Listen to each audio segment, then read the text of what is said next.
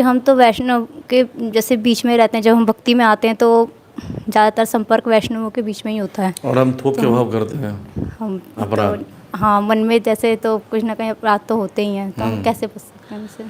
देखिए, अपराध क्यों होता है इसका कारण जानना ज़रूरी है। कोई भी चीज़ देखना, आजकल के डॉक्टर्स ना ये नहीं बताते हैं कि बीमारी क्यों होती है।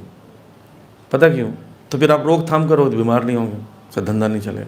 लेकिन पुराने ज़माने में डॉक्टर बताता इसलिए हुआ था, तुमने ये खाया होगा, सर फूड पॉइजनिंग हो गई, ये लो दवाई। डॉक्टर बताता है तुमने क्या खाया था, पूछता है ये मत खाया करो, ये तुमको सूट नहीं करता। देखो, पुराने ज़माने में माँ को पता था इसको क्या सूट करता है क्या नहीं करता, आजकल की माँ को पता नहीं। ऐसी अपराध जो हो रहा है तो जानने की कोशिश करना चाहिए अपराध होने का कारण क्या है। अपराध होने का मुख्य कारण है फॉल्ट फाइंडिंग, कमियां देखना। कमियां देखना जो है वो बद्ध आत्मा का एक लक्षण है, कंडीशनिंग है। दिखता है, अच्छी चीज़ नहीं दिखती। पूरे कुर्ते में एक दाग लगा वो दिख जाएगा फट से, हमारा नेचर ऐसा। लेकिन जितना ज़्यादा हम चैंटिंग हियरिंग रीडिंग करेंगे तो वो दिखना कम हो जाएगा। ठीक, ये पहला एक चीज़ है जो हमें ध्यान रखना है कि हमें अपनी साधना अच्छी रखनी है। साधना अच्छी रखने वाले में दूसरों के अंदर कमियां कम दिखती हैं। दूसरी बात, सावधान होना। क्योंकि जब हम वैष्णव से डीलिंग में सावधान नहीं रहते हैं, जैसा बताता हूँ, मैं प्रश्न पूछता हूँ हर भक्तों से, क्रोध हमें आता है कि हम क्रोध करते हैं? बताइए। क्रोध करते हैं, क्योंकि हम लोग बहुत सोच समझ के करते हैं, आता नहीं है। क्यों करते हैं? सामने वाला अगर खतरनाक व्यक्ति है, स्टैंड गन लेकर 47 लेकर रखा है, क्रोध एकदम छू बनतर हो जाता है गलती हो गई जी, कोई बात नहीं जी, मारना नहीं बस हमें। और बच्चा दिख जाए, कमज़ोर व्यक्ति दिख जाए, बहुत मारेंगे उसको, तो क्रोध आएगा, है ना। ऐसे ही जब ये पता चल रहा है कि अपराध का परिणाम क्या है और अपराध से क्या क्या घटनाएं घटती है, याद रहेगा हमेशा। और वैष्णव को से वैष्णव मतलब भगवान के, जैसे किसी के बच्चे को देखे और उसके पिताजी मान लीजिए कमिश्नर है, आपको पता रहे, तो बच्चे से कैसे डील करते हो? बच्चा का मुक्का मारा तो क्या बोलते हो? अरे बेटा ऐसे नहीं करते। और ऐसी कोई साधारण सा बच्चा हो तो एक तमाचा उसको मारे गिर जाएगा वो, लेकिन वो कमिश्नर का बेटा है। ऐसी जितने भी भक्त हैं सब भगवान के पुत्र हैं, भगवान को प्रिय है, भगवान की भक्ति कर रहे हैं। ये दो चीज़ें याद रखेंगे, अपने आप बचे रहेंगे। ज़्यादा तो गुरु महाराज यही सोचते हैं, ये सब संतान जो है कृष्ण के अंश हैं, कृष्ण की भक्ति में लगे हुए हैं। ये लोग पता नहीं इसमें कौन एडवांस है, कौन कितना प्रिय होगा, है ना। जैसे अब पुलिस रोकती गाड़ी, दिखाओ चालान, दिखाओ चालान लगेगा जी लाइसेंस का, बोलते मैं फलाना कमिश्नर का बेटा हूँ, बोले जाओ जाओ छोड़ देते। उसका प्रिय व्यक्ति है। वैसे भगवान का प्रिय, भगवान के सबसे प्रिय कौन है? गुरु। किंतु प्रभु ये प्रिय व तस्य, प्रभु का प्रिय है, इसलिए उनकी हम लोग स्तुति करते हैं, वंदना करते हैं। ऐसे भक्त भी हैं भगवान के, वो भी प्रिय हैं। कौन इसमें से कितना कनेक्टेड है कृष्ण से हमें नहीं पता। तो बोला भाई मेरे को छोड़कर सब कनेक्टेड ऐसा मानना है, तब सेफ रहेंगे ना। मेरे को छोड़ के सब कनेक्टेड है तो सॉरी बोल के काम चलाओ। तो सावधान होकर चलेंगे। तब एक उदाहरण मैं बताता हूँ सर, एक रोड को क्रॉस करते समय दोनों तरफ क्यों देखते हैं हम लोग? बताइए। गाड़ी आ जाए तो क्या होगा? गाड़ी चली जाएगी, आएगी तो एक्सीडेंट हो तो क्या होगा? गाड़ी को रिपेयर करा लेना।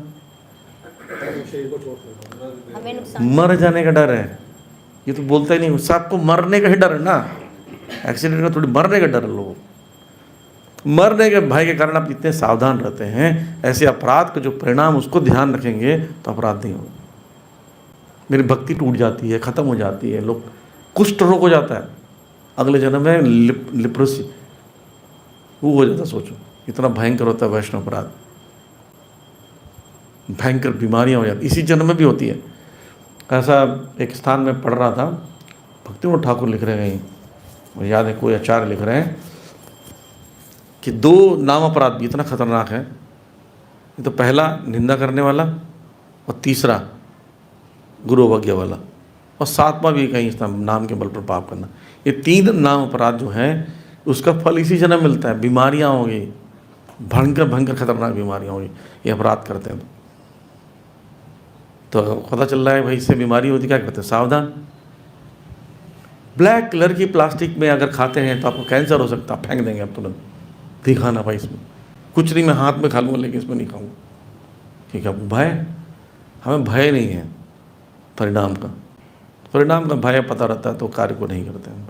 प्रभु जी, जैसे घर में सब वैष्णव है या भक्त है जो भी हैं, पर मतभेद हो जाते हैं, तो फिर उनसे कैसे बचेंगे? फिर अपराध हो जाएगा। ये प्रश्न अच्छा है कि घर में बहुत क्लोज रहने वाले हैं, है ना, बेटा बहू, पिता माता, बच्चे, तो उसमें ना जहाँ द्वेष नहीं, प्रेम के कारण क्रोध आ रहा है, प्रेम के कारण डीलिंग हो रही है, तो उसमें द्वेष। माँ जो मारती है बच्चे को, दुश्मन है कि किसी को मार तो नहीं पाई, एक बच्चा पैदा उसी को मारेंगे हम, ऐसा बात थोड़ी होता है उसके अंदर।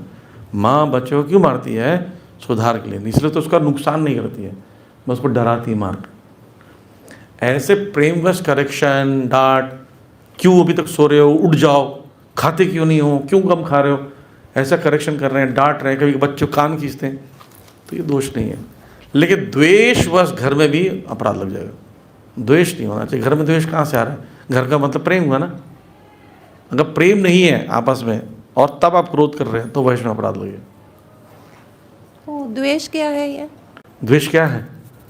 द्वेष का मतलब होता है कि उनको, किसी व्यक्ति को हमसे बेटर पोजीशन को, उसको द्वेष कहते हैं। हमको लगता है हमारा पोजीशन खराब हो जाएगा, उसको द्वेष कहते हैं। किसी को ज़्यादा केयर मिल रहा है, हमें केयर नहीं मिल रहा, उसको द्वेष कहते हैं। हमें सम्मान कम मिल रहा है, उसको ज़्यादा मिल रहा है, उसको द्वेष कहते हैं। किसी दूसरे को बेटर पोजीशन, बेटर डीलिंग मिलने पर हमारे अंदर जो भाव उत्पन्न होता है उसको द्वेष कहते हैं कि ऐसा क्यों हो रहा है, उसको क्यों मिल रहा है। हम बोले यहाँ पर सबसे अच्छे डिवोटी ये हैं, बोले ये कहाँ से डिवोटी हो गया, पहले हमारा नाम ना लिया इन लोगों ने, तो ये फीलिंग इसको द्वेष कहते हैं। अब जिसको अपना बोलते उसको द्वेष कहा, उसके लिए क्यों ईर्ष्या है? जैसे आपके घर का बच्चा पास हो गया और बहुत अच्छा नंबर लाया, 99% लाया, उसको खूब कूट रहे, बोले क्यों कूट रहे, हमने तो कभी ला, ये कैसे ला लिया हमारे घर में, हमारा तो 69 भी नहीं आया, ये कैसे ले लिया नंबर हमारा, हमसे ज़्यादा नंबर लाया। जैसे एक घर में एक उपाख्य और उपदेश में कथा आती है, एक घर में नौकरानी को मालकिन को दोनों का फीवर हो जाता है, तो डॉक्टर आता है, डॉक्टर चेक करता है फीवर दोनों का, तो मालिक बोलता था मेरी नौकरानी को भी चेक कर लो, वो भी बेचारी बीमार है। तो मेरी नौकरानी को चेक करता है, उसका फीवर 104 और मालकिन का 102। तो तुम डॉक्टर बेकार एक नंबर के हो। मैं मालकिन की वो है, बोले क्यों, टेम्परेचर मेरा ज़्यादा होना चाहिए, मेरा 104 उसका 2 होना चाहिए, तुम बेकार हो डॉक्टर। तो इसको द्वेष कहते हैं। इसी बिना मतलब का द्वेष होना है, राइट, कोई रीज़न नहीं है। अगर आप किसी को अपना समझते हो तो उसके बेटर पोजीशन से खुश होते हो। तो घर में द्वेष आने का मतलब क्या है? आप उसको अपना नहीं मानते, तभी द्वेष आएगा, और कोई रीज़न नहीं हो सकता। ऐसे समाज में, सेंटर्स में, मंदिर में हम एक दूसरे को ये मानते हैं कि ये मेरा है, टेढ़ा है पर मेरा है, तो क्यों द्वेष आएगा? खुश होना चाहिए। मैं कॉलेज में जब था तो मेरे से एक सीनियर डिवोटी थी, 3 साल सीनियर थे, वो फेल होते होते वो मेरे साथ ही आ गए, ऐसा इतना बड़ा पढ़ाई किया था उन्होंने। तो उनकी मम्मी वहाँ पर आके फ्लैट लेके रहने लगी कि पढ़ने के लिए फोर्स करूँगी, पढ़ेगा। मेरे को बोलती बेटा इनको पढ़ाई करो। बोले तो सीनियर है हमारे, तो बोले पढ़ाई करो।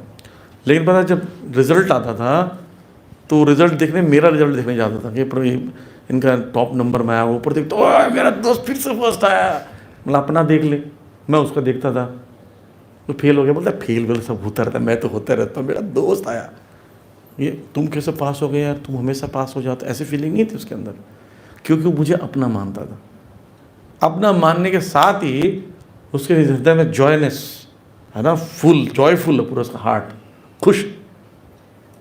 उसकी बोलते ना, किसी व्यक्ति से प्रेम करते हैं ना तो उसका गुस्से वाला चेहरा भी अच्छा लगता है नहीं, और जिससे प्रेम नहीं करते तो वहाँ पे हंस क्यों रही है, ऐसा फील, मुस्कुरा क्यों रही है।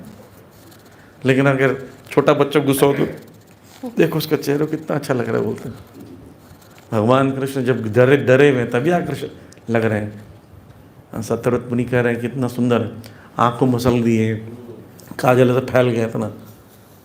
माताओं जब काजल फैल रहा अच्छा लगता है, नहीं लगता अच्छा, भगवान अच्छा लग रहा है क्योंकि प्रेम है। तो प्रेम जहाँ होगा तो वहाँ द्वेष है। हाँ, जहाँ द्वेष नहीं होगा वहाँ अपराध क्यों होगा?